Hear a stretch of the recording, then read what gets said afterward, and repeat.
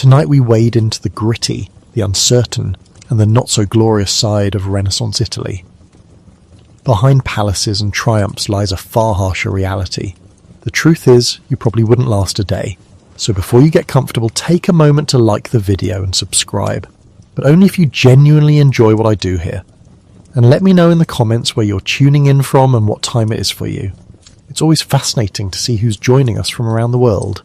Phone face down, volume at a whisper. Let's go in. Our story begins not with a cough or a fever or even a victim, but with a throne, a dusty, gilded and suddenly very empty throne in the city of Mantua. The year is 1629. The ruler of the Duchy of Mantua and Montferrat, Vincenzo Sugegen Gonzaga, had died. He died without a legitimate heir, and in the intricate, unforgiving clockwork of 17th century European politics, a vacant throne was not a tragedy. It was an opportunity, a vacuum, and nature, particularly human nature, abhors a vacuum. Two distant claimants emerged from the woodwork of dynastic genealogy. The first was Charles of Nevers, a Frenchman, whose claim was distant but legitimate enough for Paris to notice.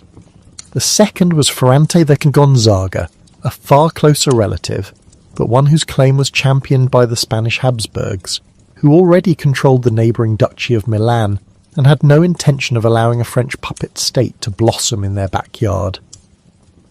This local squabble over a minor Italian duchy should have remained just that, a footnote in a provincial archive. But the 1620s were no ordinary time. Europe was convulsed by the great, sprawling, seemingly endless catastrophe known as the 30 Years' War, a conflict that had long ago forgotten its religious origins and had devolved into a raw continental struggle for power between the French Bourbons and the Austrian and Spanish Habsburgs.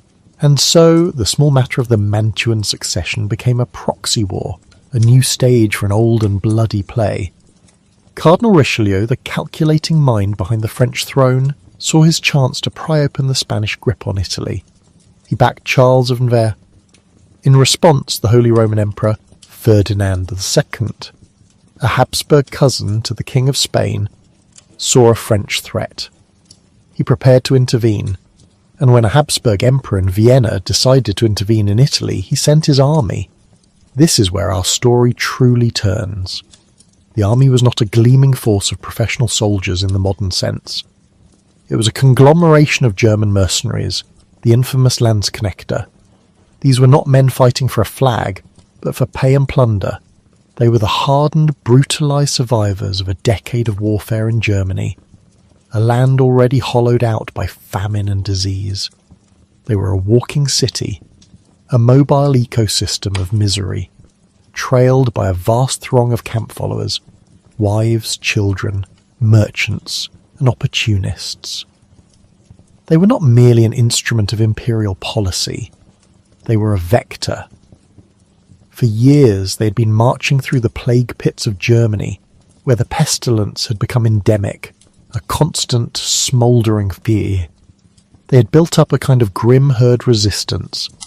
They carried the disease in their blood, on their clothes, in the lice that feasted upon them, and most critically, in the black rats that scurried through their baggage trains, unseen and unremarked. The fleas on those rats carried the bacterium Yersinia pestis. In the summer of 1629, this great grey river of men, some 36,000 strong, began its slow descent. They were led by Count Rambaldo di Colalto, an Italian in imperial service, a man tasked with a simple military objective: cross the Alps, seize Mantua, and expel the French-backed pretender. They were an army not of conquest, but of punishment. They moved through the Valtellina, a key alpine pass, and spilled out into the northern plains of Lombardy, a land of breathtaking wealth. At the time, Lombardy was one of the most prosperous, densely populated, and economically advanced regions in all of Europe. Its cities, Milan, Bergamo, Brescia, were hubs of banking, silk production, and arms manufacturing. Its fields were famously fertile, its people industrious. It was a jewel, ruled from a distance by the Spanish crown. but its very interconnectedness, the web of roads and canals that carried its wealth, was also its greatest vulnerability. The Italian states, for all their cultural sophistication and riches, were a fractured mosaic of competing interests.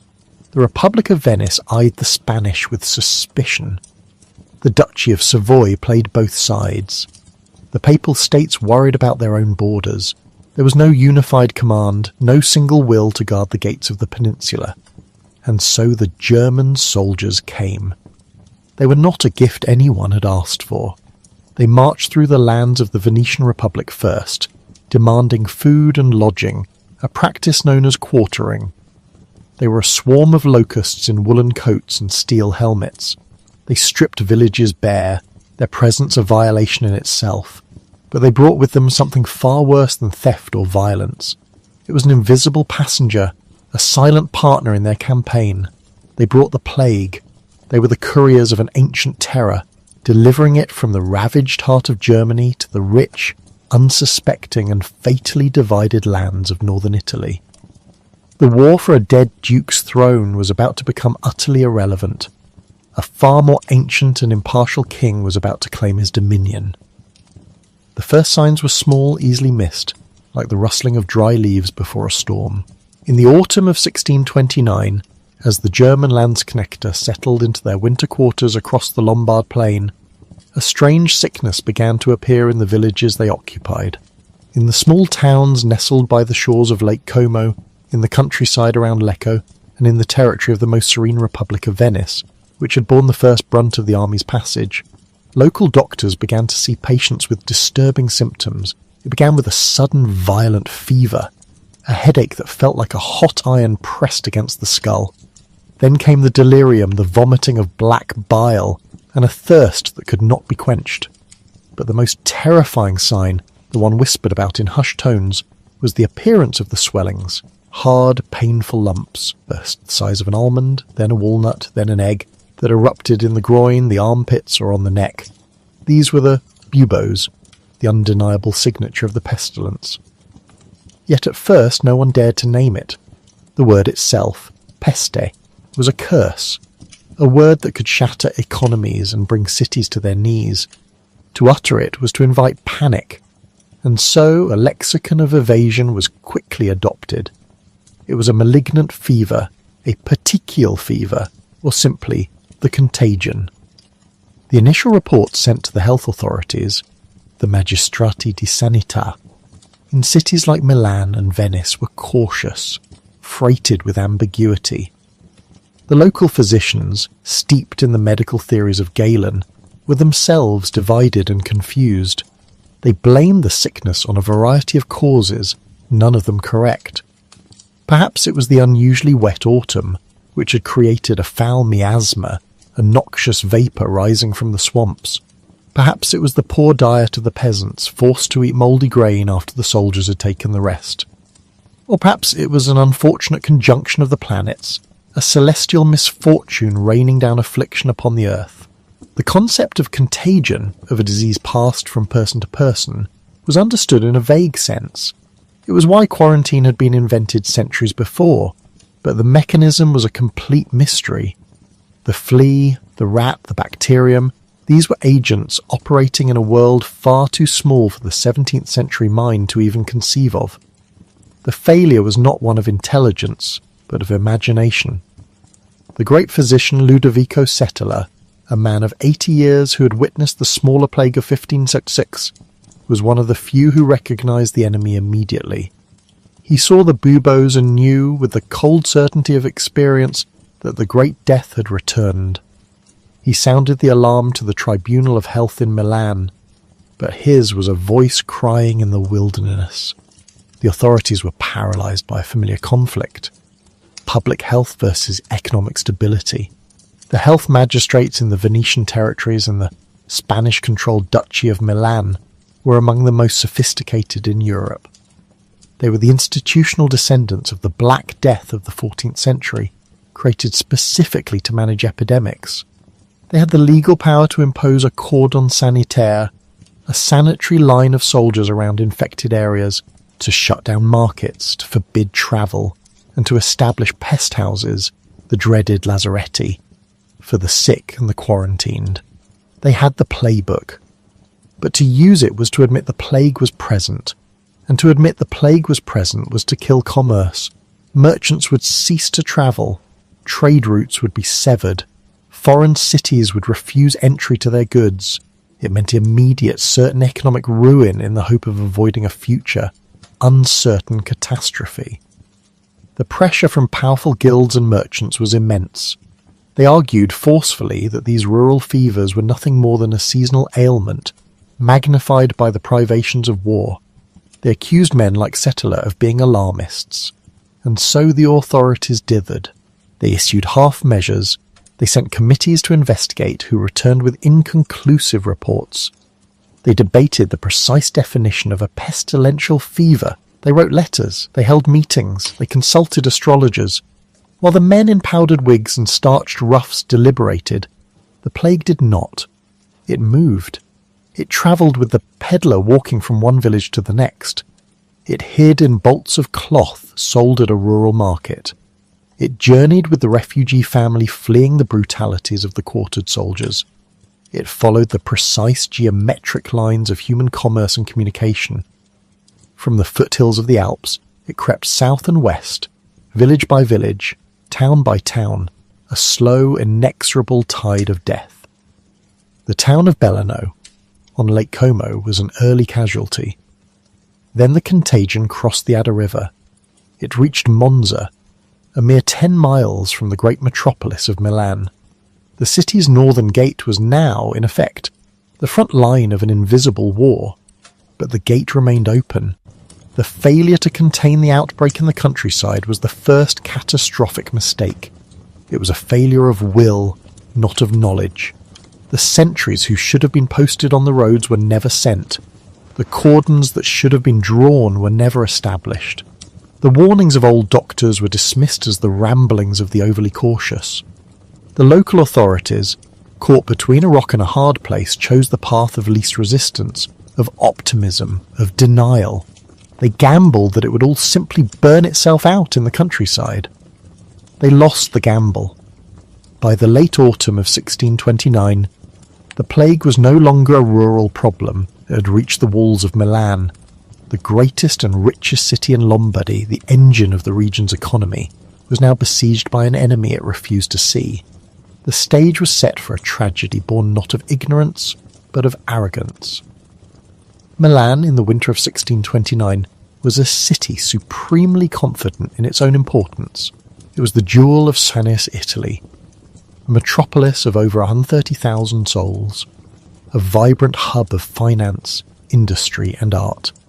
Its people were proud, its merchants wealthy, its nobles powerful. The city was governed by Ambrosio Spinola, a Genoese nobleman and one of the most celebrated military commanders of the age, a man who had won great victories for Spain in the Netherlands. But Spinola's gaze was fixed firmly on the south, on the siege of Casale, the latest move in the chess game of the Mantuan War. The whispers of a strange sickness in the northern territories were, to him, a distraction, a logistical nuisance, not an existential threat. This sense of invulnerability permeated the city's leadership. The Milanese elite looked upon the troubles in the countryside with a kind of detached pity. It was a peasant's disease, born of filth and poverty, something that could never breach the city's mighty walls and sophisticated society. Their public health board, the Tribunale di Sanità, was, on paper, a model of efficiency. It had detailed protocols, registers, and a dedicated staff. But an institution is only as strong as the will of those who lead it. And the will of Milan's leaders was to maintain business as usual. As the first suspected cases began to appear within the city itself, a soldier returning from the north, a merchant's family, a resident of the poorer out suburbs, the official response was one of curated denial. The tribunal, under immense pressure from the city's economic powers, refused to use the word plague. They issued bulletins assuring the public that the fevers were not pestilential in nature. They accused the few doctors who dared to dissent of fear-mongering. One physician, a man named Tadino, later wrote of the sheer infuriating blindness of the officials. They saw the evidence with their own eyes, the telltale buboes, the terrifying speed of the disease's progression, and yet they refused to acknowledge it. Their motives were transparent. A declaration of plague would have meant an immediate and total lockdown. It would have meant the shuttering of the silk looms, the closing of the banks, the cessation of all trade. It would have meant quarantine, isolation, and economic collapse.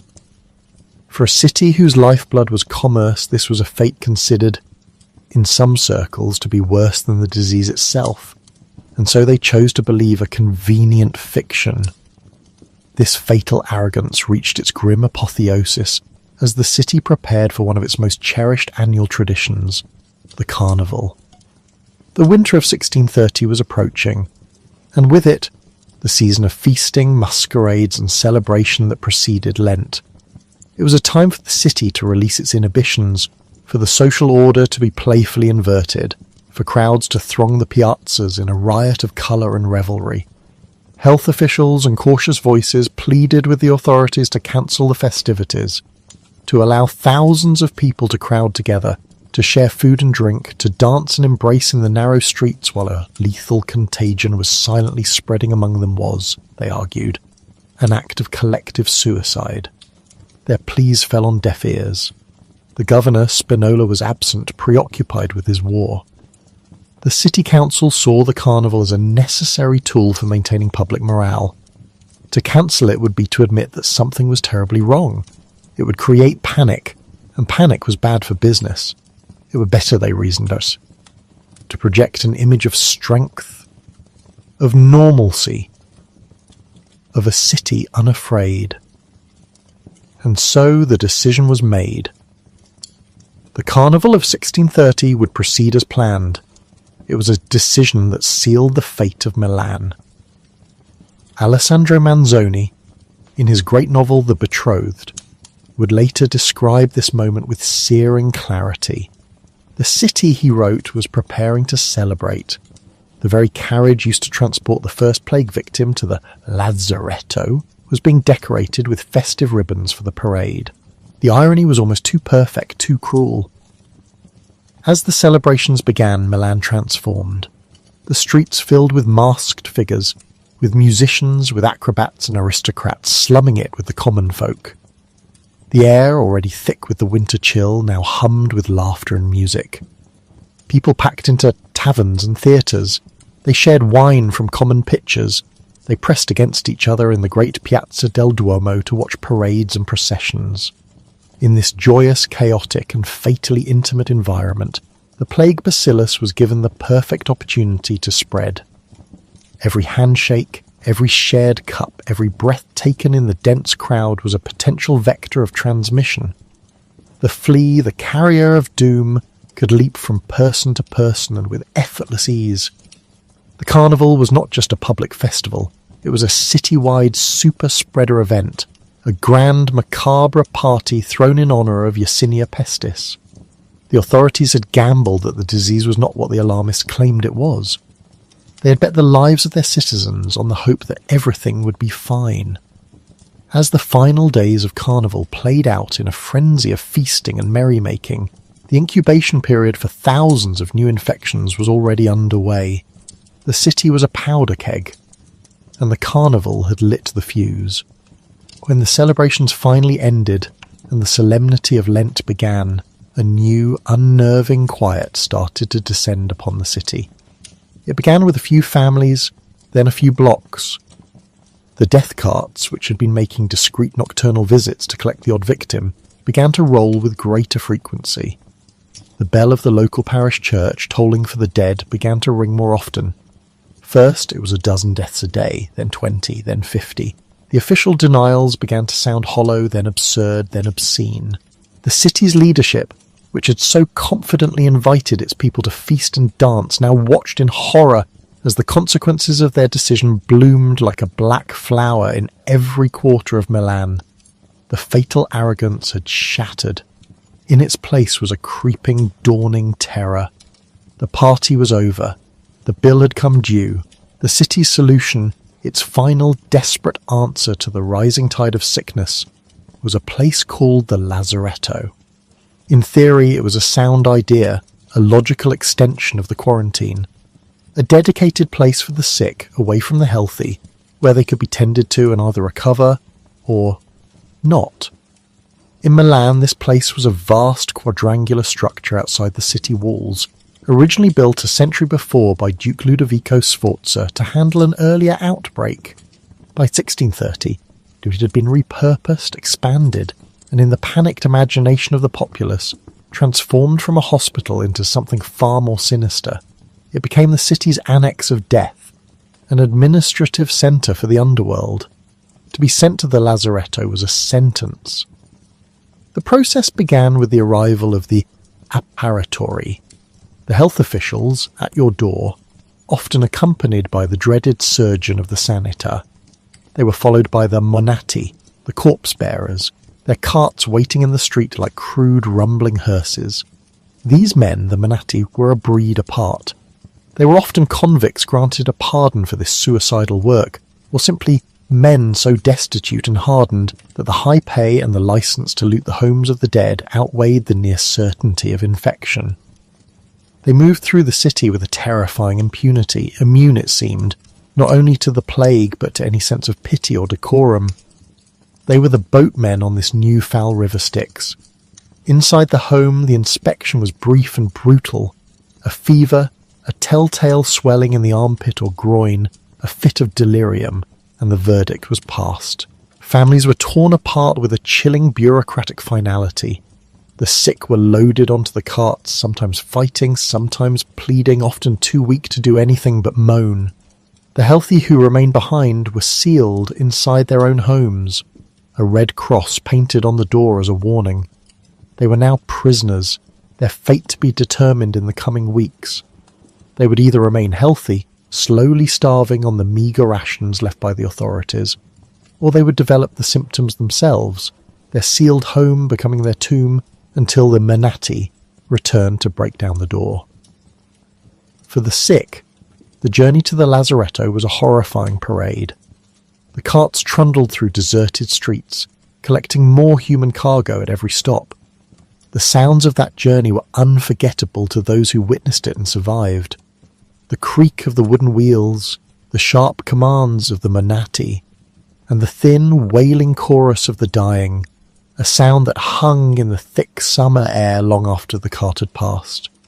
Arrival at the Lazaretto of Milan was not an entrance into a place of healing.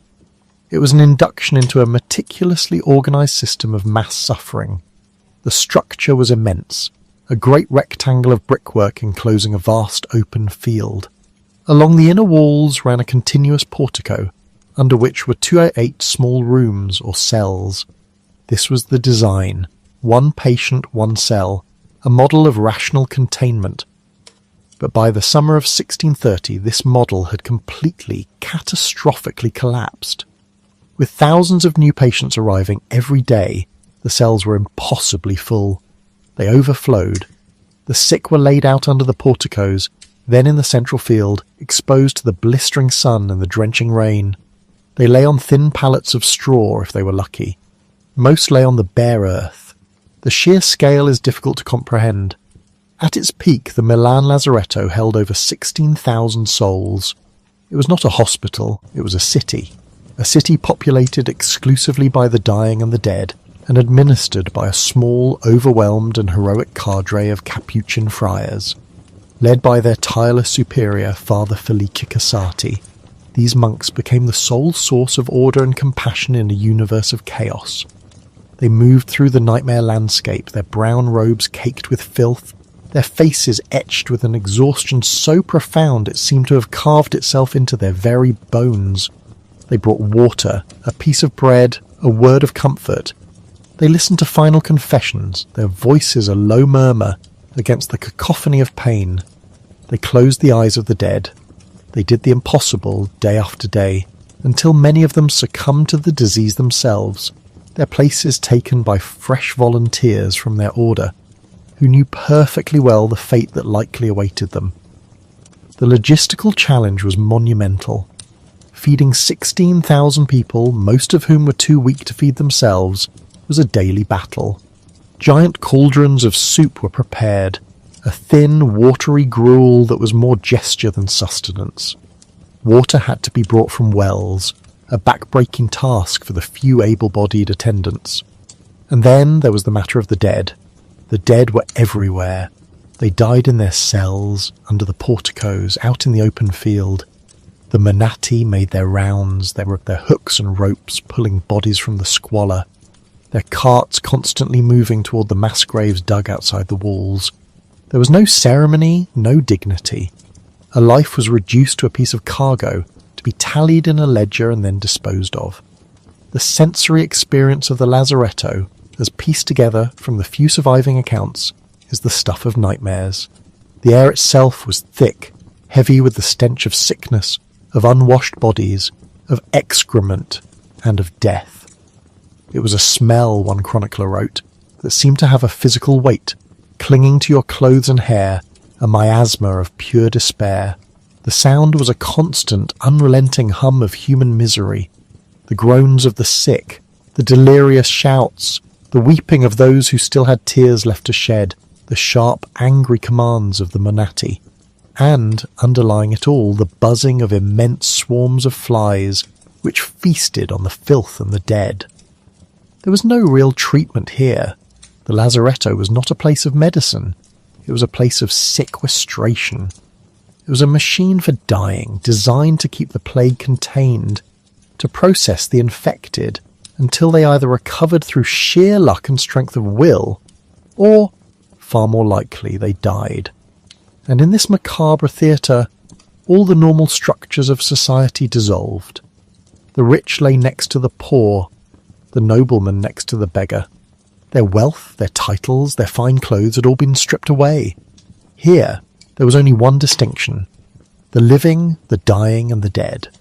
And the line between them was terrifyingly thin, a line that could be crossed in a matter of hours. This was the great, awful equalizer. It was the grim reality of a society pushed to the absolute limit of its capacity to cope, a warehouse of humanity where the only product was death, catalogued and carted away with a terrible bureaucratic efficiency. And into this theatre of despair, into this world of systemic dying, would occasionally step a figure that seemed to have been summoned from a fever dream. A figure more alien than human, a silhouette of grim purpose moving through the haze of suffering. This was the plague doctor. His appearance was, by design, terrifying. He was encased from head to toe in a uniform that had become the very symbol of the pestilence itself. He wore a long, heavy coat of wax leather, thick gloves, and a wide-brimmed hat that identified his profession to all who saw him. But it was the mask that transfixed and horrified. A grotesque, bird-like visage with a long, curved beak, and round glass eyepieces that stared out, emotionless and inhuman. This was not merely a costume for frightening children, it was a machine. A piece of 17th century personal protective equipment designed according to the best medical science of the day. And the science of the day was ruled utterly and completely by the miasma theory. For the learned men of the 1600s, the plague was not spread by tiny invisible organisms. It was spread by miasma, a form of bad air, a poisonous vapour that rose from decaying organic matter, from swamps, from filth, from the breath of the sick, and from the bodies of the dead. This corrupted air, when inhaled, would upset the delicate balance of the body's four humours: blood, phlegm, yellow bile, and black bile, and trigger the disease. Every piece of the plague doctor's suit was an attempt to fight this miasma. The long, waxed coat was thought to be impenetrable, a smooth surface from which the evil vapours would simply slide off. The hat was as much a sign of office as it was a barrier. The wooden cane he carried was a crucial tool, allowing him to examine patients, to lift their bedclothes, to point out buboes, all without the dangerous act of physical touch. But the beak, the iconic beak, was the heart of the machine. It was a primitive respirator. The tip of the beak was stuffed with a potent aromatic cocktail of herbs and spices: mint, cloves, camphor, myrrh, rose petals, and laudanum.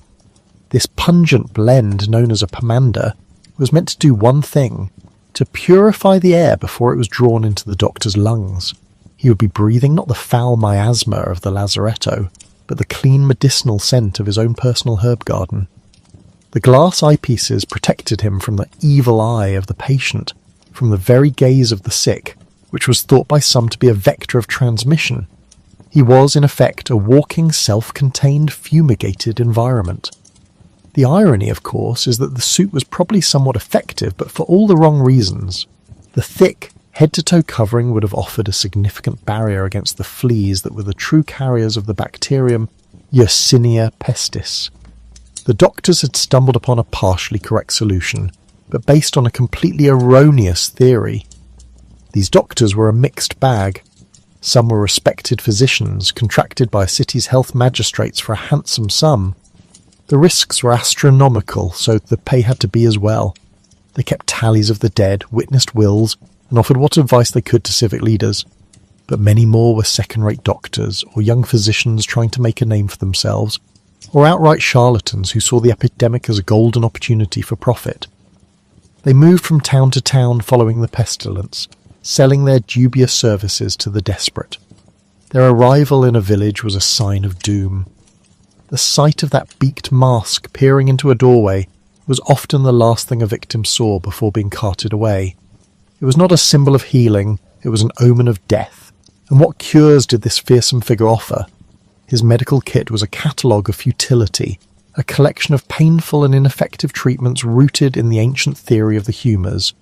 The primary goal was always to rebalance the body's fluids, to expel the poison. The first and most common treatment was bloodletting. Using a lancet, or even more grotesquely, live leeches, the doctor would drain blood from the patient, believing this would remove the excess humour that was feeding the disease. In reality, it did little more than weaken a patient who needed every ounce of their strength to fight the infection. If bloodletting failed, there were purges and emetics, powerful laxatives and concoctions to induce vomiting, designed to violently expel the corrupted humours from the other end of the body. Patients were made to drink foul brews of hellebore or antimony, suffering through violent fits of sickness that left them dehydrated and exhausted. And then there were the buboes, the painful, swollen lymph nodes in the groin, neck and armpits that gave the bubonic plague its name. The medical thinking here was at least partially logical. These swellings were clearly a focal point of the disease, a place where the body's venom had gathered. Therefore it had to be released. The doctor's procedure was to lance the bubo with a knife, to drain the pus and infected fluid within. After draining, the wound would be treated. Some prescribed a poultice of figs and cooked onions mixed with butter.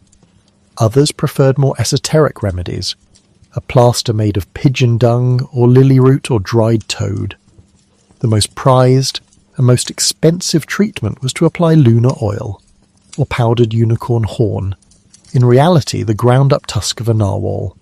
For those who could afford it, there was theriac.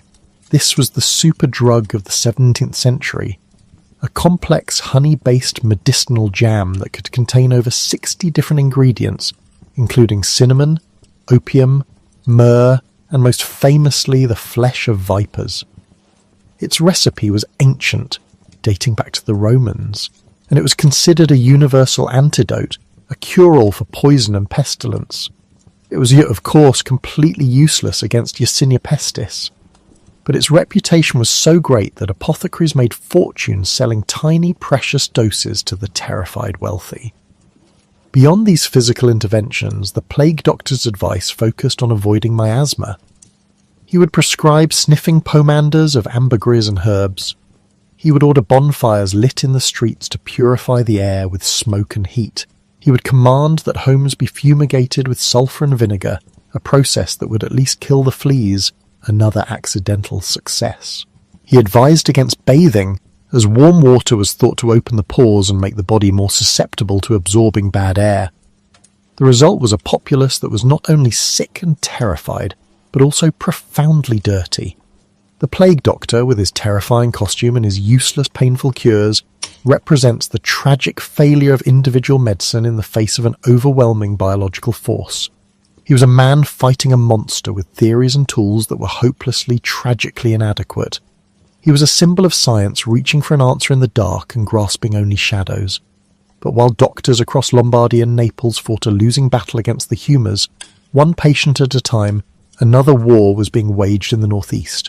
A different kind of war. A war not of medicine, but of administration. A war of ledgers, laws and salt water, waged by the most serene Republic of Venice. Venice was different. The city of canals and lagoons had been a gateway between east and west for 1,000 years. Its wealth was built on maritime trade, on ships that brought silks and spices from the Levant and returned with wool and timber from Europe. But these ships brought more than cargo. They brought disease. Venice had lived with the plague for centuries. The Black Death of the 14th century had been a foundational trauma, an event that had seared itself into the city's institutional memory. And from that memory, Venice had built a system. It was a cold, bureaucratic, and often brutal system, but it was the most advanced public health apparatus in the early modern world. The heart of this system was a permanent government body known as the Magistrato alla Sanità, the health magistracy. Unlike in other cities where health boards were thrown together in a panic when an epidemic began, Venice's was a standing committee of nobles. In times of good health, they regulated the city's sanitation, monitored food supplies, and licensed physicians. But when plague threatened, their powers became near absolute. They were a ministry of public health with the authority of a secret police. They could shut down trade, close the city's borders, order the demolition of infected buildings, and deploy armed guards to enforce their decrees. They operated on one core principle: the health of the Republic superseded the rights of the individual. Their primary weapon was quarantine. The very word is a Venetian legacy derived from the Italian 40 giorni, meaning 40 days. This was the period of isolation the health magistracy deemed necessary for a ship, its crew, its passengers, and its cargo to prove they were free of pestilence. The Venetian approach to quarantine was not advisory, it was law, enforced by the full might of its navy. When a ship arrived in the Venetian lagoon from a port suspected of infection, it was not permitted to approach the city. It was met by patrol boats and ordered to anchor at a specific isolated mooring. Health officials would board the vessel, inspect the crew, and review the ship's logs. If there was even a whisper of suspicion, a sick sailor, a death on the voyage, a departure from a questionable port, the quarantine began. The process was systematic. Passengers and crew were ferried to one of the Republic's 2 dedicated plague islands, the Lazaretti. The ship itself was subjected to a rigorous disinfection. Its cargo holds were opened, and fumes of sulphur and rosemary were pumped inside. Every bale of cotton, every bolt of silk, every sack of grain was unloaded onto the docks of the quarantine island and exposed to the sun and air, turned daily by workers under armed guard. Letters and documents were passed through vinegar smoke. Nothing and no one entered the city proper until it had been purged. Venice had not one but 2 lazarettos, each with a distinct and vital function, forming a sophisticated 2-stage system. The first and older was the Lazaretto Vecchio, the old lazaretto. Founded in 1423 on a small isolated island, it's considered the first of its kind in the world. This was the destination for those who were actually sick. It was a true plague hospital, a place of no return for most. When the health magistracy identified a case within the city, their agents would remove the victim from their home and transport them by special gondola across the lagoon to the Lazaretto Vecchio. Their family was isolated, their home sealed and fumigated. The patient, once on the island, was subjected to a strict regimen of care that, while based on the same flawed medical theories as elsewhere, was at least administered with a degree of order. It was a grim, efficient machine for isolating the infected from the healthy population. The second island was the Lazaretto Nuovo, the new Lazaretto. This was an even larger and more complex facility, and its purpose was not treatment but prevention. This was the great quarantine station for the suspected. It was here that the crews and passengers from suspect ships would spend their 40 days. It was a sprawling complex of warehouses and dormitories. a small, self-contained town built for waiting. Upon arrival, individuals were stripped of their clothing, which was boiled or fumigated. They were given a simple uniform and assigned to a room. Life was regimented and monitored. Guards patrolled the perimeter to prevent escapes. Health officials made daily rounds, checking for any sign of emergent illness. If a person fell sick, they were immediately transferred across the lagoon to the Lazaretto Vecchio. If they remained healthy for the full 40 days, they were issued a clean bill of health, a precious document that allowed them finally to enter the city of Venice. The same principle applied to goods. The Lazaretto Nuovo was home to immense warehouses where cargo was disinfected. A special building, the Tesson Grande, was over 100 metres long, its arched porticos designed to allow air to circulate freely around the piles of merchandise. The Venetian authorities understood intuitively that the danger clung not just to people but to things, to the very fabric of trade.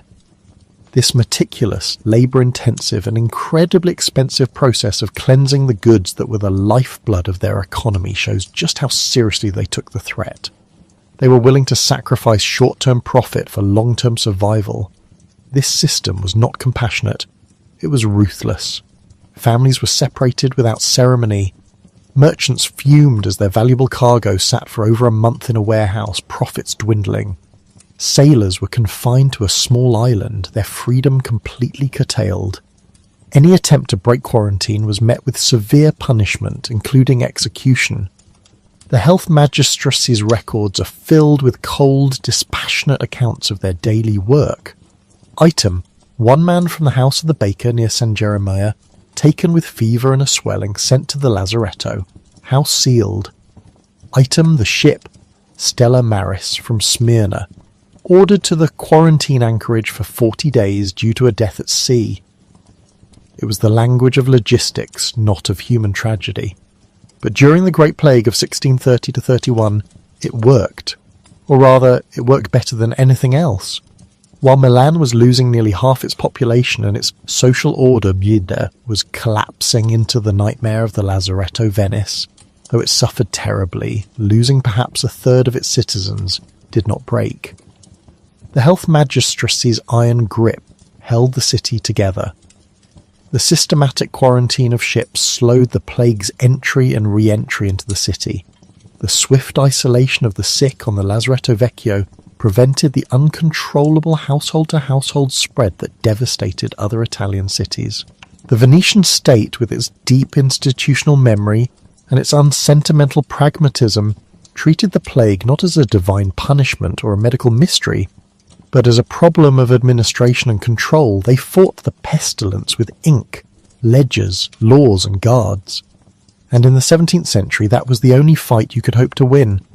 The magnificent church of Santa Maria della Salute, built by the survivors in thanks for the city's deliverance, stands today as a monument not just to faith but to the cold, hard and ultimately life-saving logic of the Venetian Republic of Quarantine. In the face of an enemy that could not be seen, an enemy that travelled on a whisper of breath or the fold of a coat, the mind, desperate for an anchor, sought a reason.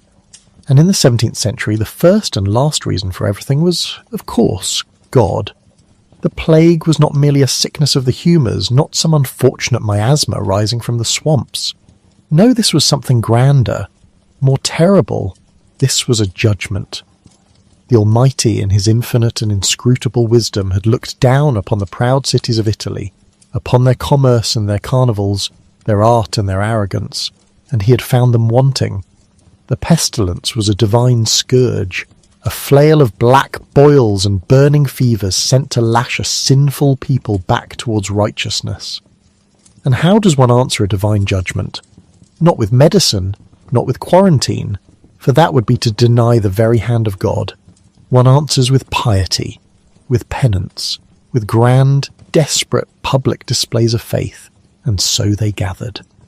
In Milan, as the death carts began to creak through the streets with ever greater frequency, the spiritual leaders of the city, led by the aging but resolute Cardinal Federico Borromeo, decided upon a monumental act of collective supplication. They would hold a procession, a magnificent, solemn procession, to carry the relics of St. Charles Borromeo, the Cardinal's sainted predecessor and a hero of the last great plague in the 1570s, through the tormented heart of the city. The idea was simple, the theology clear. If the city showed its devotion, if it humbled itself before God and his saints, surely the scourge would be lifted. The city's health officials, the Tribunale della Sanità, were horrified. They understood contagion, if not its precise mechanism. They knew that crowding people together was madness. They argued, they pleaded, they presented evidence of how the disease spread in close quarters. But they were men of science, of civic administration, arguing against the terrible certainty of faith. Their protestations were dismissed as a lack of piety, a secular arrogance in the face of God's will. So the procession went forward. On the 11th of June 1630, the streets of Milan, already thick with the sweet, cloying smell of death, filled with the living. The great silver urn containing the remains of San Carlo was hoisted onto the shoulders of the clergy, gleaming in the hazy summer sun. It moved like a ship through a sea of humanity. Thousands, tens of thousands, of Milanese citizens poured from their homes, the sick, the healthy, and the unknowingly infected, to join the slow, shuffling march. They chanted litanies, their voices a low, desperate murmur rising to the shuttered windows where the dying lay listening. They wept, they prayed, they held aloft flickering candles that dripped wax onto the grimy cobblestones. They pressed together, shoulder to shoulder, breath mingling with breath, sweat with sweat. For a few hours the city was united in a single, massive, pious gesture. It was beautiful, it was devotional, and it was a catastrophe. In the days that followed, the plague did not recede. It exploded. The daily death toll, already horrific, doubled, and then tripled. The procession, intended to be the city's salvation, had been its accelerant. It was an act of communal prayer that became a mass vector of infection, a sacred ritual that served the plague far more than it served God. Each prayerful gasp had inhaled the pestilence. Each shared touch of a holy relic had passed it on. The irony was cosmic, and it was brutal. The very God they had sought to appease now seemed to mock them with an even greater fury. The failure of this grand gesture did not, however, lead to a crisis of faith. It simply deepened the wound of fear. If God would not save them, it was because their sin was too great. Or perhaps, the logic twisted, God had sent the plague, but it was being spread, being actively and maliciously propagated by the agents of an even darker power. If piety had failed, then it was time to look for the devil. The search for a scapegoat is as old as human suffering. When the cause of a calamity is too vast or too abstract to comprehend, we crave a simpler answer, a human face to blame. The Great Plague had created a perfect vacuum of understanding, and into that vacuum rushed suspicion, paranoia, and hatred. At first, the blame was diffuse. It was foreigners, naturally, soldiers from the French or German armies, whose movements had coincided with the plague's arrival. It was heretics, Protestants from the north, poisoning the wells of good Catholic cities.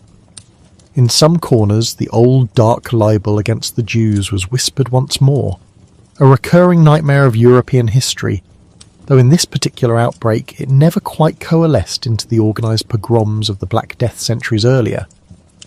But these were familiar, almost comforting targets. The terror in Milan would soon find a new and far more intimate enemy.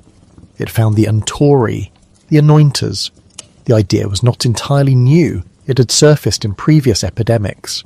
But in the superheated atmosphere of Milan in 1630, it took on a life of its own, transforming from a vague rumour into an unshakable legal fact. The story was this. A conspiracy existed, a cabal of diabolical agents, perhaps in the pay of a foreign power, perhaps in service to Satan himself. These agents, the Untori, moved silently through the city, often at night, smearing a thick, yellowish-white poison onto doors, church pews, public benches, and water fonts. This greasy substance, this unguento, was said to be a potent distillation of the plague itself, brewed from the pus of buboes, the spittle of the dying and other unspeakable things. A single touch was enough to condemn a soul to the agonies of the pestilence. It was a perfect horror story, custom-made for a terrified population. It explained the inexplicable randomness of the disease. Why did one house fall while its neighbour was spared? It had been anointed. Why did a strong man die while a frail woman lived? He had brushed against a poisoned wall. The conspiracy provided a narrative, an enemy with agency. The plague was no longer just a blind force of nature. It was a deliberate evil act, and an act could be punished. A conspiracy could be uprooted. Panic spread faster than the plague itself. A smudge of dust on a door, a patch of damp on a wall, a grease stain left by a passing cart.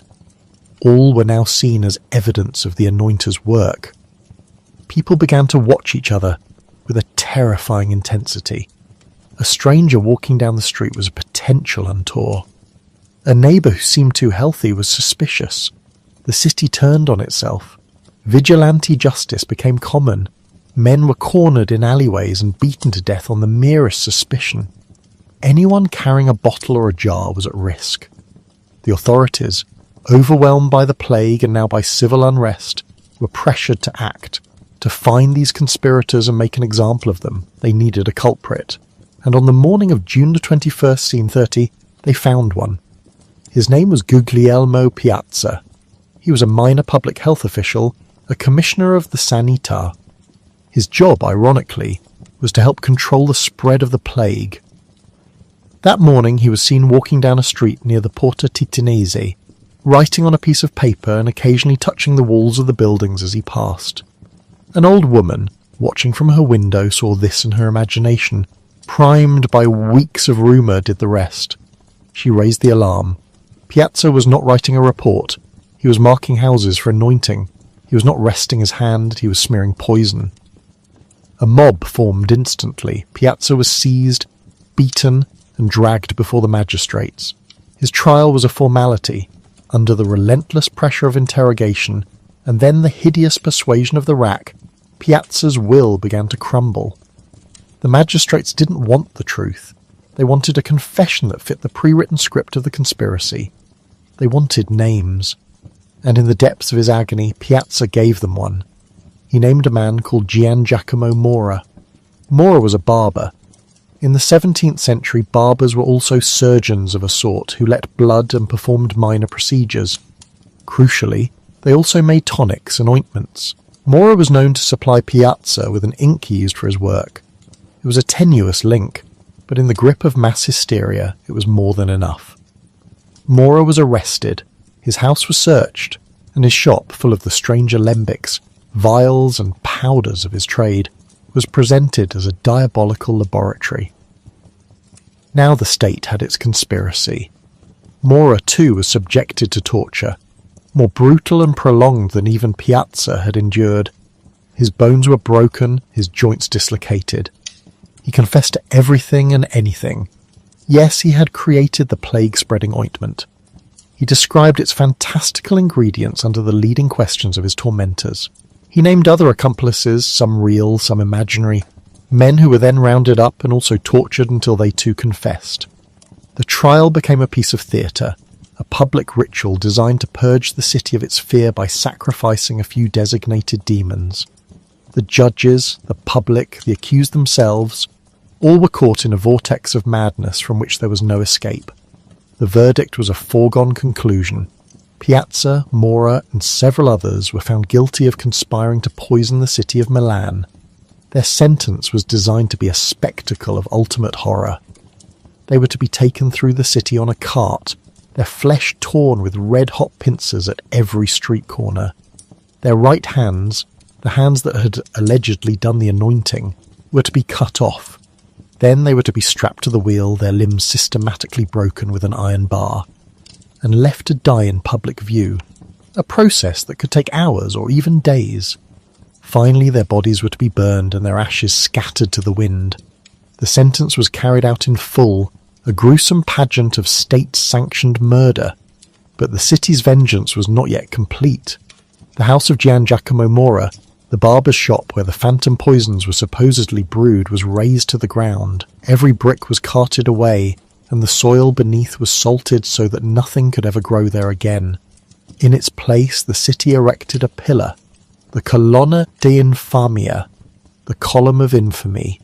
An inscription in Latin was carved upon it, telling the story of the evil anointers and warning future generations of their crime, a permanent monument not to their guilt, but to the city's own delusion, its own terrifying capacity for injustice in the face of fear. The column would stand for over a century and a half, a silent, stony testament to the moment Milan, tormented by a real plague, invented a fictional one and fed it with the lives of innocent men. While Milan was consuming itself in a fever of paranoia and judicial murder, the plague, indifferent to human drama, continued its silent, inexorable march. It moved with the rhythms of trade and travel, carried south along the dusty roads by merchants, pilgrims, and fleeing refugees. It crept over the Apennine Mountains, a slow, invisible tide, and began to seep into the green hills and fertile valleys of Tuscany. Its ultimate destination was the jewel of the region, the heart of the Renaissance, the city of humanism and reason, Florence. If any city in Italy was prepared for a public health crisis, it was Florence. Unlike Milan, which had been caught in a storm of political and military chaos, the Grand Duchy of Tuscany was stable, well administered, and possessed a public health bureaucracy that was the envy of Europe. The Florentine Magistrato alla Sanità, the health board, was no ad hoc committee thrown together in a panic. It was a permanent and powerful institution, vested with extraordinary authority in times of epidemic. For decades it had studied the movement of diseases, refined the practice of quarantine, and developed a sophisticated, if not entirely effective, understanding of contagion. As news of the plague's devastation in Lombardy arrived, the Sanità did not wait for the pestilence to appear at the city gates. It acted. A strict cordon sanitaire was established. A guarded perimeter meant to choke off all traffic and trade from the infected north. Health passes became mandatory for any traveller wishing to enter Tuscan territory. Inside Florence itself, a meticulous census was conducted, and the city was divided into districts, each with its own officials responsible for monitoring the population's health.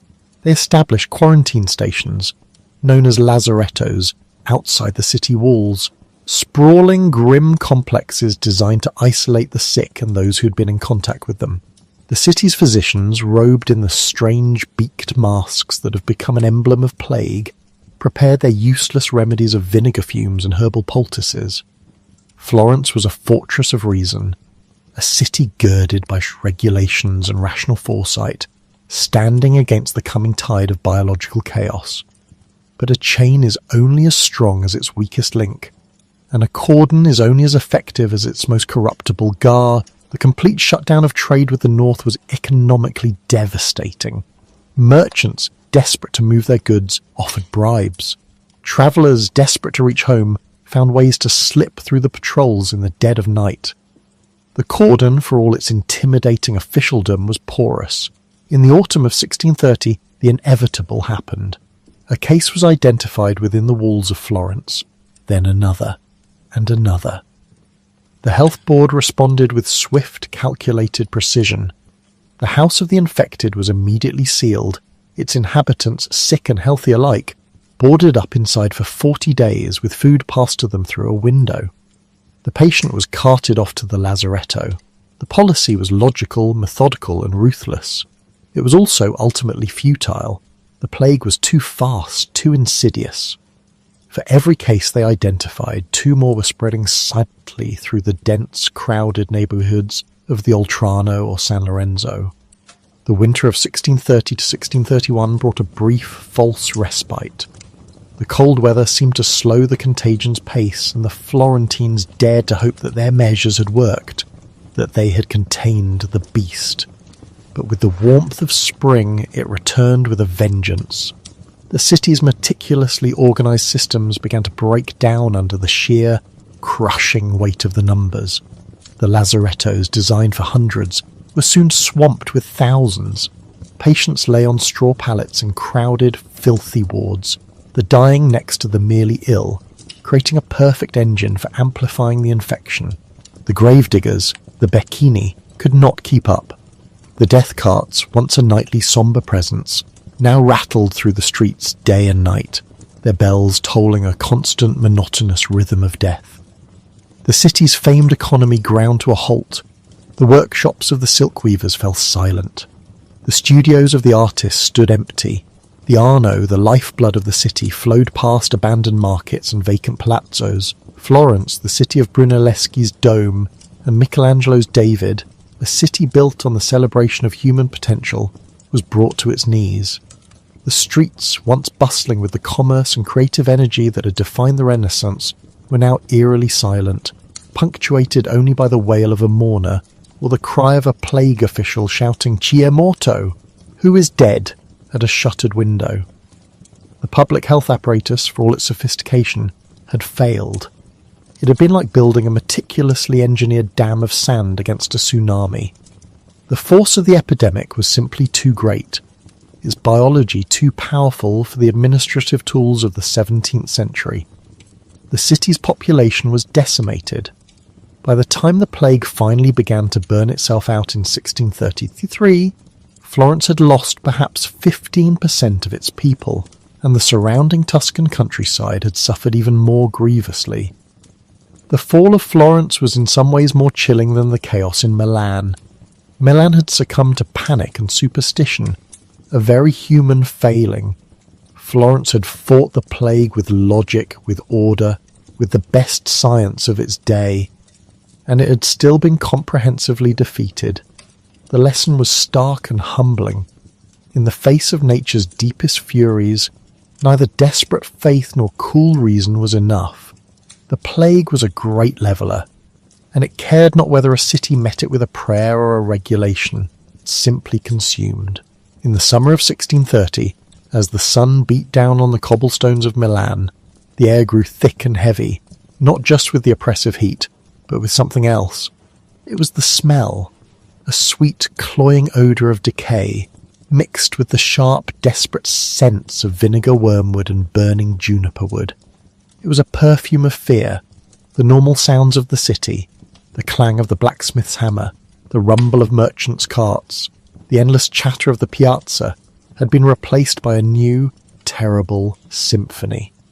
The tolling of church bells, no longer marking the hours but counting the dead, one frantic peal after another, until they simply gave up and fell silent, and beneath it all, a sound that would haunt the dreams of survivors for the rest of their lives. The slow, rhythmic creak of unoiled wooden wheels, and the low, guttural cry of a single word. Monati. This was the sound of the world ending.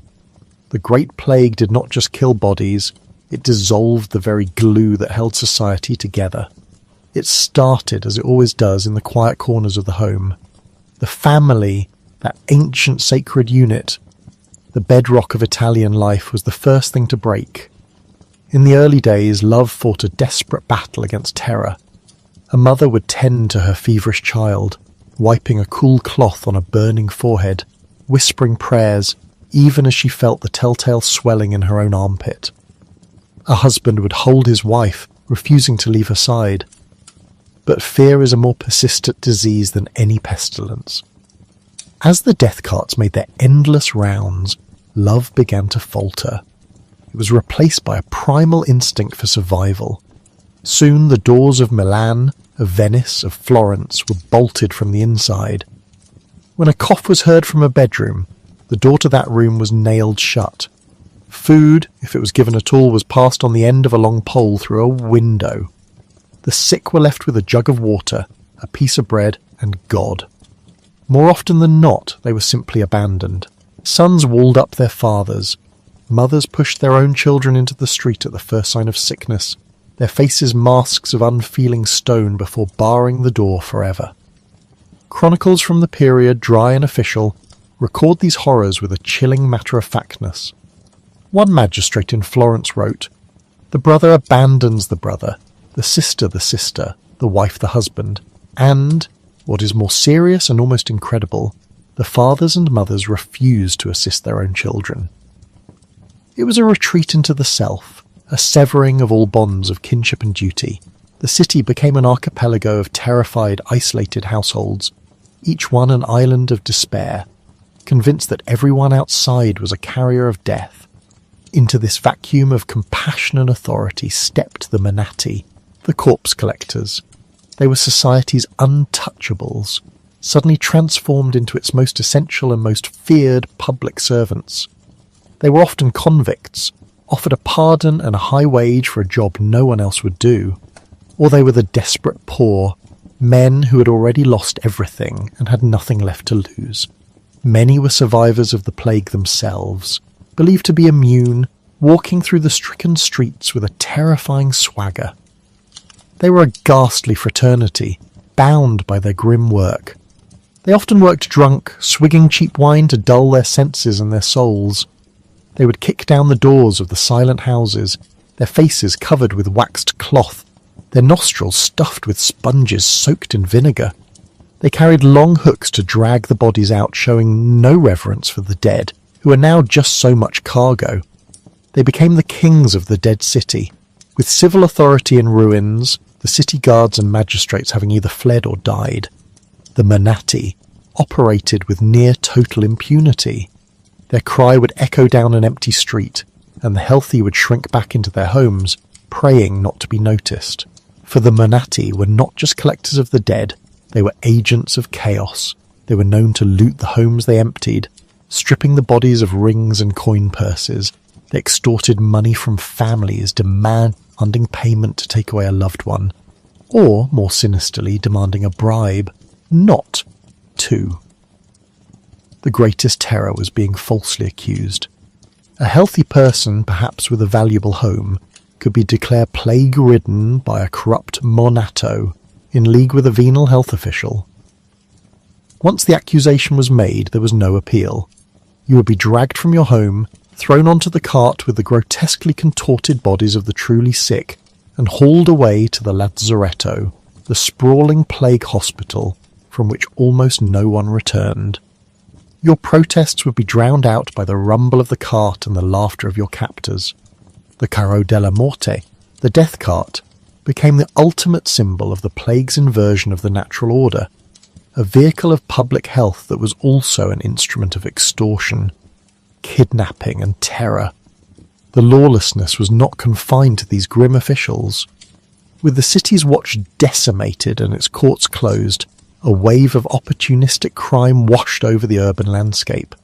Houses marked with a cross to show they contained the plague were a tempting target for thieves, who knew the inhabitants were either dead, dying, or too weak to resist. Ghouls roamed the potter's fields at night, digging up the shallow mass graves to steal the clothes from the corpses. Trust evaporated completely.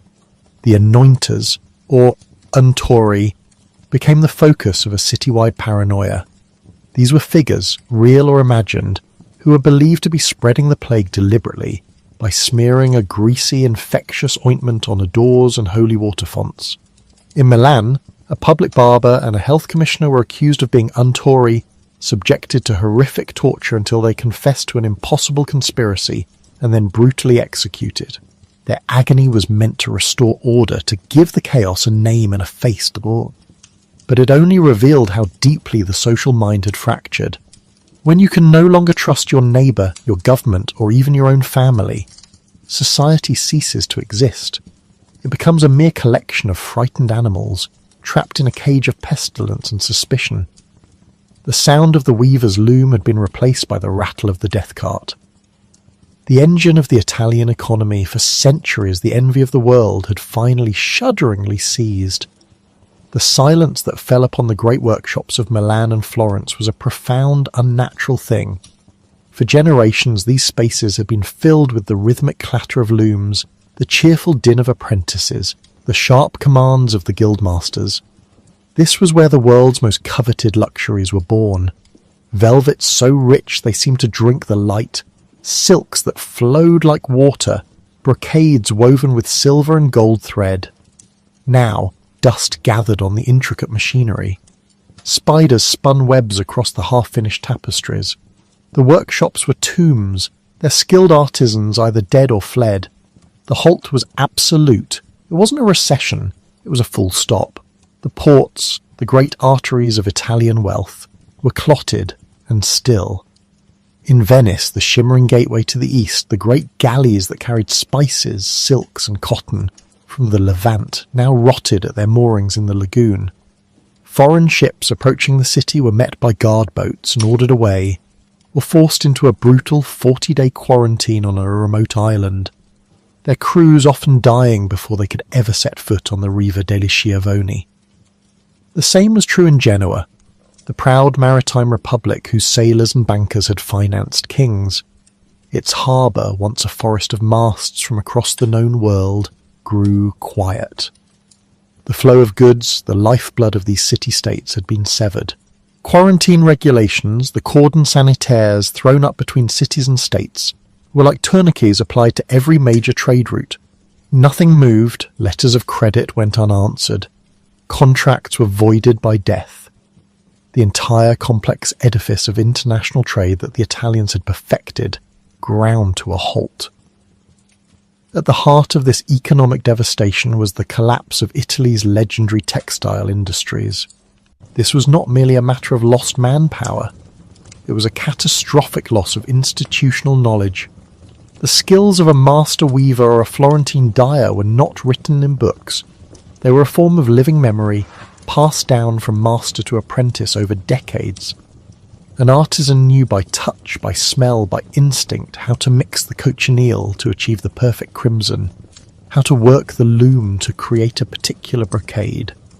When the plague swept through the workers' quarters, it wiped out entire dynasties of craftsmen. It erased centuries of accumulated skill.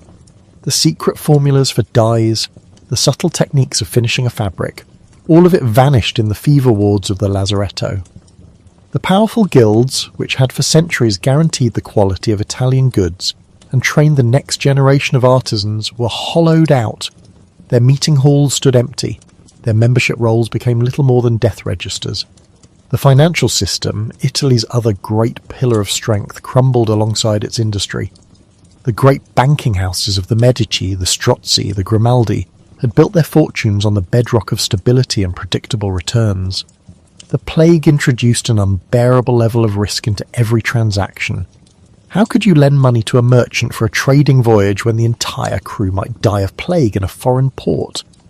How could you collect on a loan when the borrower and his entire family had been carried away on the death cart? Debts went unpaid on an unimaginable scale. Capital, which had once flowed so freely from Italy to the rest of Europe, now vanished. City-states saw their tax revenues evaporate. The Florentine government, for instance, found itself utterly bankrupt, unable to pay its soldiers or officials, let alone fund an effective public health response. This created a horrifying feedback loop. The economic collapse made it impossible to fight the plague, and the plague's relentless spread guaranteed the economic collapse would continue. And as Italy lay paralysed, its rivals to the north saw an opportunity. For a long time, the burgeoning textile industries in England and the Netherlands had been trying to compete with the Italian masters, with limited success. They produced coarser, cheaper cloths, no match for the luxury of Florentine silk. But now the field was wide open. With Italian goods unobtainable, European markets were starved for textiles. English and Dutch merchants, whose countries were less severely affected by this particular wave of plague, rushed to fill the void. They began to innovate, producing lighter, more fashionable fabrics, the so-called new draperies that appealed to changing tastes. They copied and simplified Italian production methods. They captured Italy's traditional markets in the Levant, in Germany, in Spain. The plague didn't just temporarily disrupt Italy's economic dominance, it shattered it, permanently. It was a great and final shift in the economic balance of power. The centre of gravity of the European economy, which had resided in the Mediterranean since the Roman Empire, was now moving decisively to the cities of the Atlantic coast. Amsterdam, London, Paris. Italy, once the dynamic, glittering workshop of the world, was on its way to becoming what it would be for the next 2 centuries, a beautiful, fractured land of ancient ruins and past glories. The plague was the cataclysm that accelerated and cemented this transition. It was as if a great tide of capital, innovation and power had gone out, leaving the Italian peninsula stranded, its magnificent economic engine rusted and silent, choked by the stillness of 1,000,000 empty graves. The cost of the plague could be measured in florins and ducats, in bankruptcies and lost trade. But the true ledger was kept in human lives, and its accounting was almost too terrible to comprehend. The numbers themselves are so large they become abstract, losing their human meaning. They are phantoms on a page, mere statistics from a distant, cruel century. But we must try to see them for what they are. We must try to feel the weight of them. In the city of Milan, the vibrant heart of Lombardy, the population before the plague stood at around 30,000 souls. By the time the pestilence had passed in 1631, at least 60,000 of them were dead, nearly 1 in every 2 people. Imagine walking through a city where every second person you knew, your neighbour, your baker, the priest, the child who played in the street, was simply gone, vanished. This was the reality. In the Republic of Venice, the serene and powerful queen of the Adriatic, the plague scythed through the population with similar ferocity. Out of a city of perhaps 40,000, nearly 50,000 perished. A third of the population gone in the space of 18 months. The loss was so great that the Republic commissioned the magnificent church of Santa Maria della Salute as a votive offering of thanks for its deliverance, a stunningly beautiful monument built upon a mountain of corpses. And in some places, it was even worse. The plague was not a uniform wave. It was a tide that surged more fiercely in some places than others.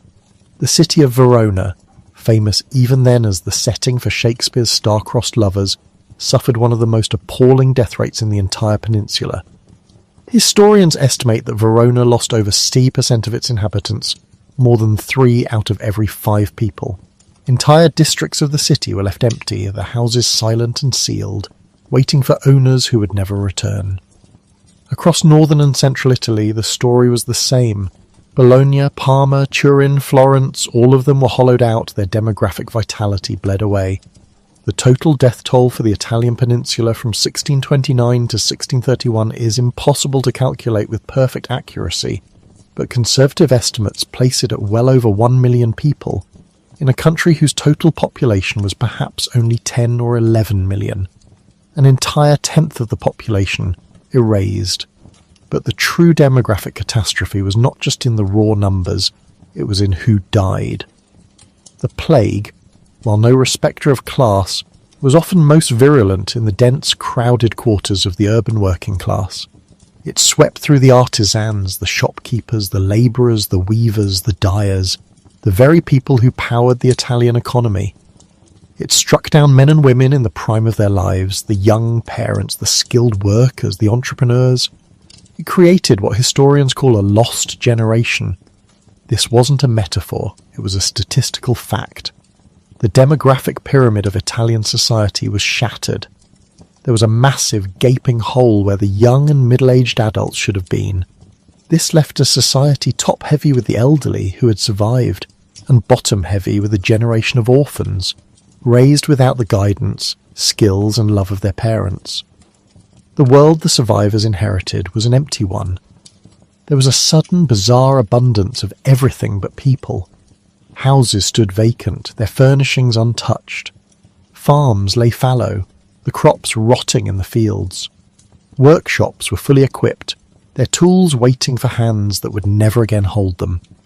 This led to strange economic dislocations. For a time, the wages of the few surviving labourers skyrocketed, as they were in high demand. Property values plummeted. Fortunes were made by opportunistic survivors who consolidated the estates of their deceased relatives, but these were the tremors of a collapsing structure. The fundamental reality was one of contraction and decay. The psychological scars ran even deeper. How do you rebuild a world when you have seen it unmade? The survivors were haunted. They were haunted by the memory of the death carts, by the faces of their abandoned loved ones, by the omnipresent smell of death. This trauma manifested in different ways. For some, it led to a surge in religious piety, a belief that the plague had been a divine punishment for Italy's sins of pride and vanity. New churches were built, religious processions thronged the streets, and a deep cultural pessimism took hold. For others, the reaction was the opposite, a reckless carpe diem hedonism. If God was so cruel and life so fleeting, why not eat, drink, and be merry? For tomorrow you will surely die. This dark fatalism permeated the culture for decades. The recovery was agonizingly slow. This was not a wound from which Italy could quickly rebound. The demographic shock was too severe, the loss of human capital too complete. It would take more than a century, in some regions nearly 2 centuries, for the population of Italy to climb back to the levels it had reached before 1629. And all during this long, painful convalescence, the nations of Northern Europe were surging ahead. Their populations were growing, their economies were expanding, their cities were dynamic centres of innovation. The Great Italian Plague had sealed the fate that the economic shifts had already prepared. It ensured Italy's long, slow slide from the centre of the European world to its periphery. It was a biological event with geopolitical consequences, a demographic catastrophe that redrew the map of power in Europe for good. The forgotten epidemic had left behind a forgotten people, in a country haunted by the ghosts of its own lost potential, a silence that would echo for generations. And so, while the bells of Milan and Venice tolled for a world that was ending, a strange and profound silence reigned to the south. The great peninsula of Italy, for all its shared culture and history, was in this moment a house brutally divided against itself. To cross the border from the Papal States into the vast kingdom of Naples was to step from one reality into another. One did not simply walk across this line. It was a frontier sealed by fear and guarded by steel. The kingdom of Naples, which encompassed nearly all of Italy south of Rome, was a sprawling domain under the firm hand of the Spanish Habsburgs. Its capital city, Naples itself, was a magnificent, teeming, glorious and terrifying metropolis. With a population cresting 450,000 souls, it was one of the largest cities in all of Europe, larger than London, larger even than Paris. It was a vertical city, a labyrinth of narrow streets and towering tenements packed with humanity, a place where poverty and splendour lived shoulder to shoulder.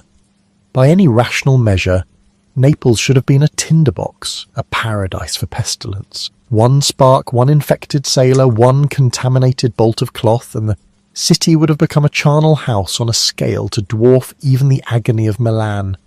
And yet, it did not happen.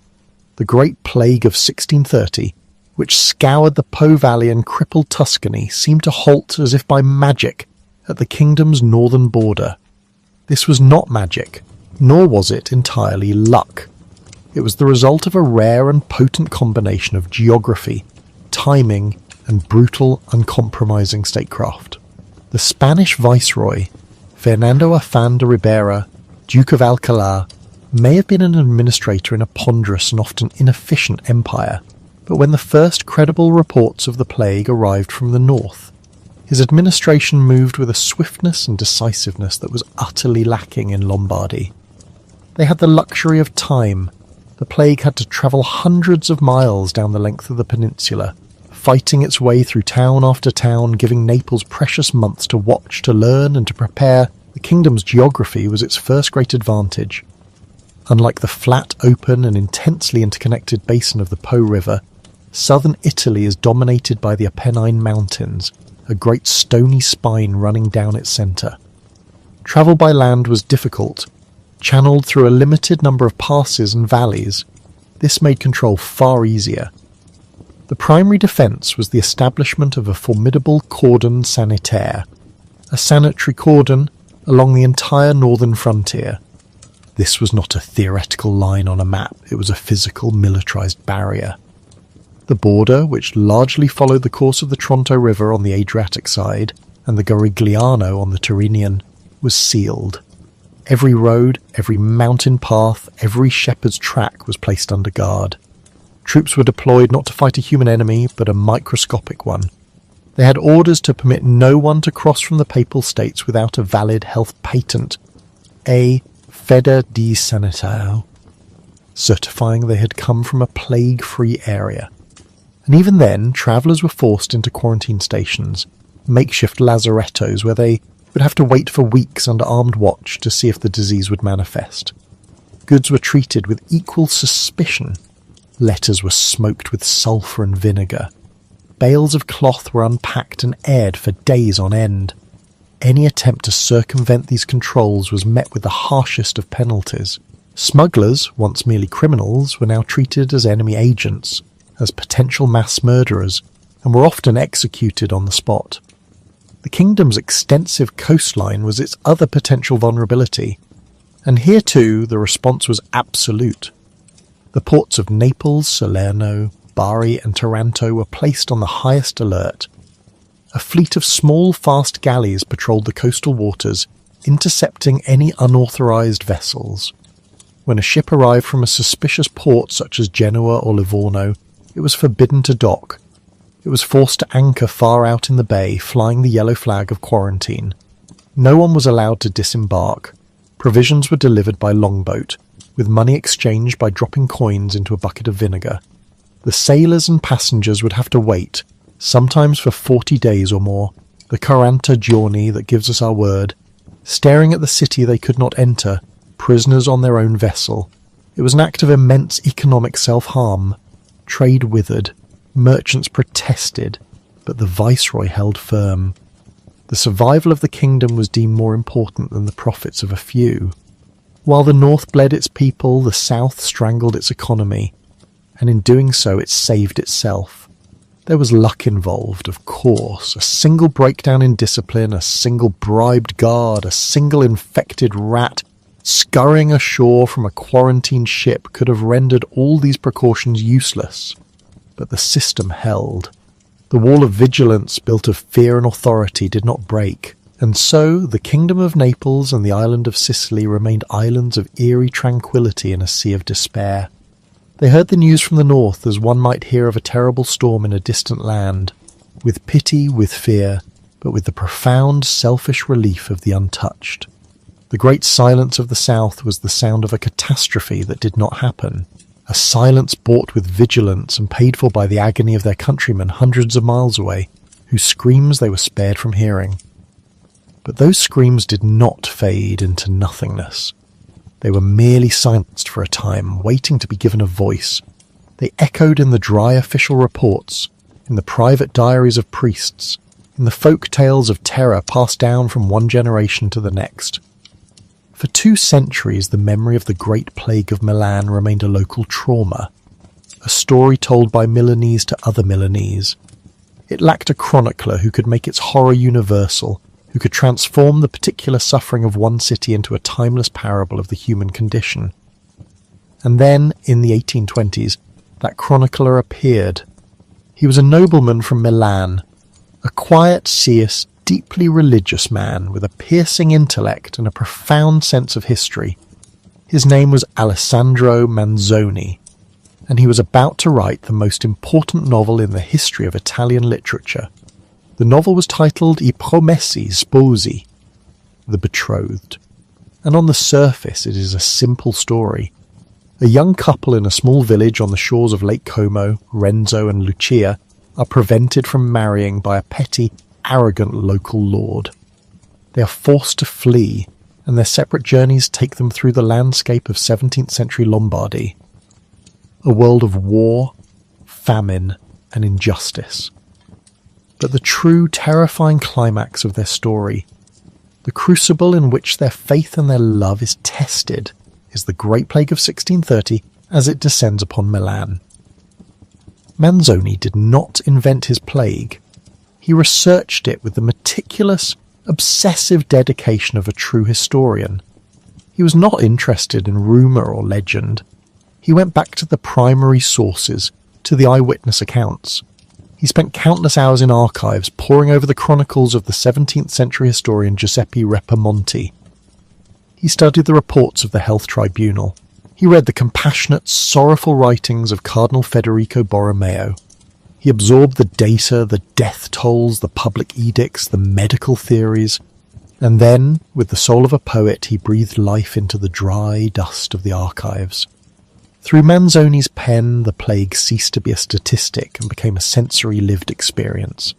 He does not spare his reader.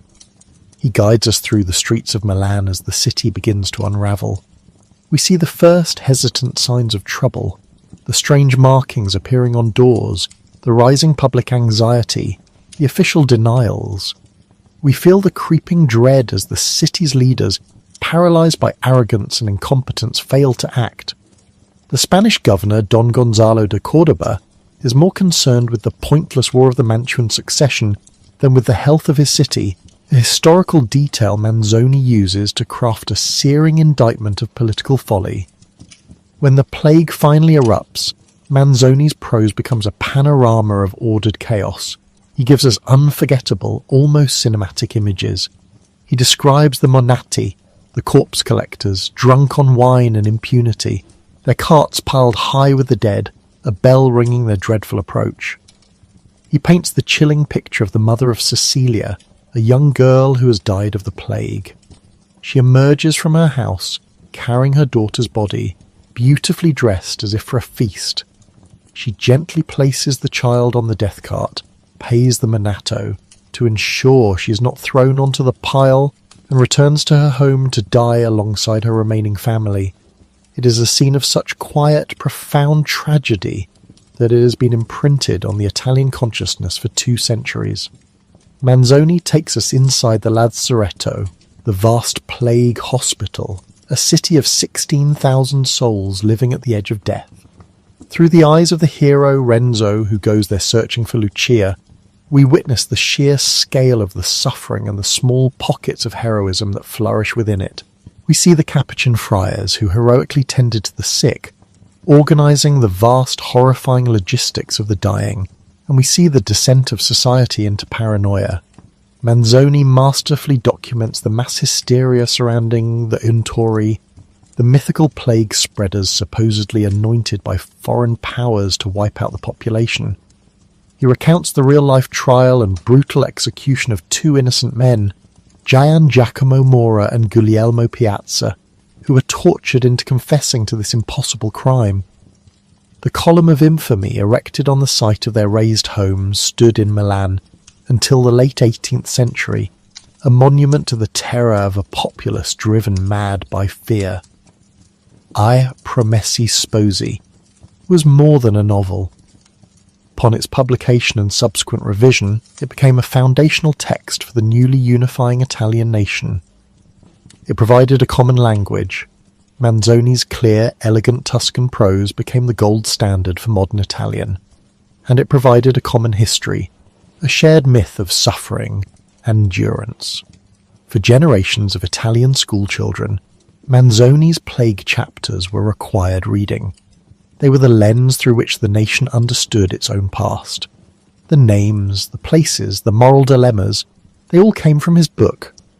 He took the specific localized event of 1630 and elevated it into a universal story about the fragility of civilization, the failures of authority, and the resilience of the human spirit in the face of unimaginable horror.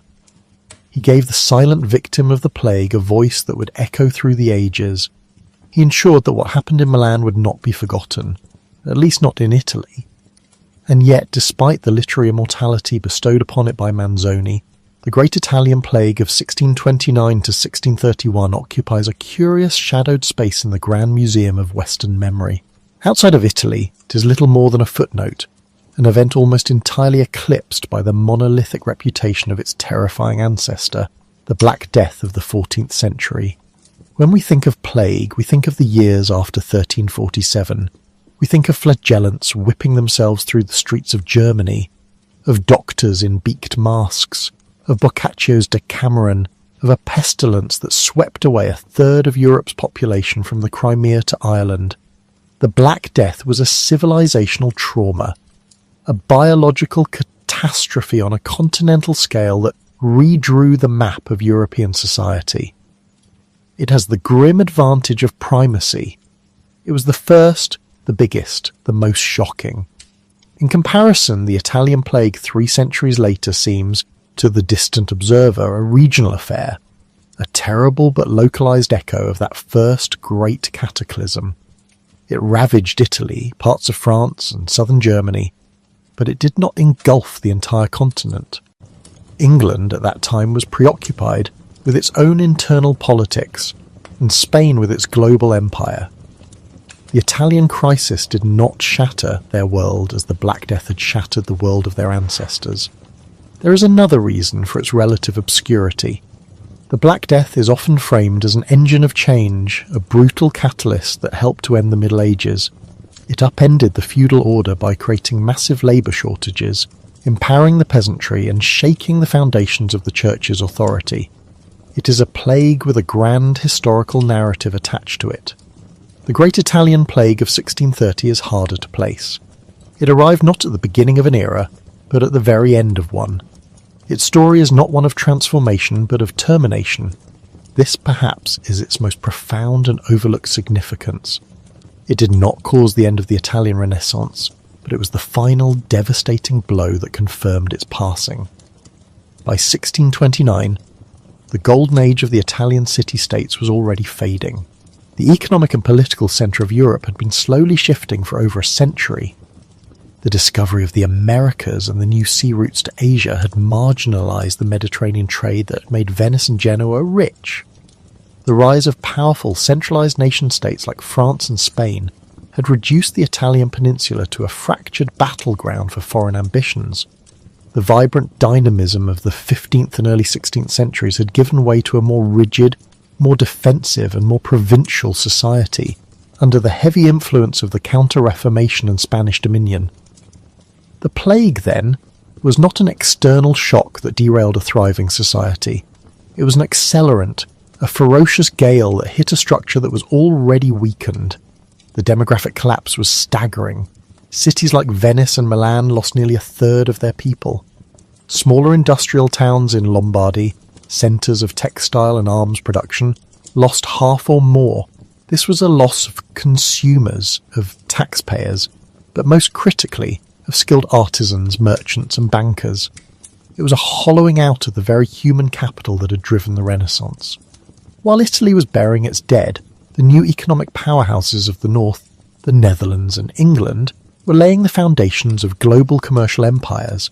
They were seizing the trade routes, perfecting new financial instruments, and building the ships that would dominate the coming centuries. The plague delivered a knockout blow to an Italian economy that was already on the ropes. It cemented the shift of European power from the sunny Mediterranean to the grey shores of the Atlantic. It was the brutal biological punctuation mark at the end of the long, glorious sentence of the Italian Renaissance.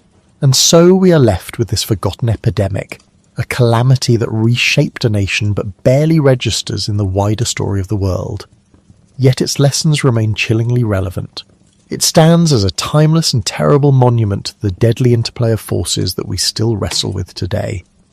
It began with a war, the small, strategically pointless War of the Mantuan Succession, which served as the perfect engine for transmitting the disease, as armies marched and counter-marched across the fertile plains of Lombardy. It was compounded by the arrogance and incompetence of political leaders who, as Manzoni so brilliantly showed, either denied the threat or prioritised their own petty ambitions over the lives of their people. And it was amplified by the very thing that had made northern Italy so prosperous: its dense network of cities, roads and trade routes, a web of connectivity that became a superhighway for the bacillus. It is a story about the collision of human folly and microbial reality, a reminder that the grand sweep of history can be dictated by things too small for the eye to see. It teaches us that civilization is a fragile membrane, stretched thin over the abyss of chaos, and that sometimes all it takes to tear it apart is the passage of a single infected soldier, a single contaminated piece of silk, or the bite of a single flea. carrying a microscopic cargo of death, a silent passenger on the great turning wheel of history,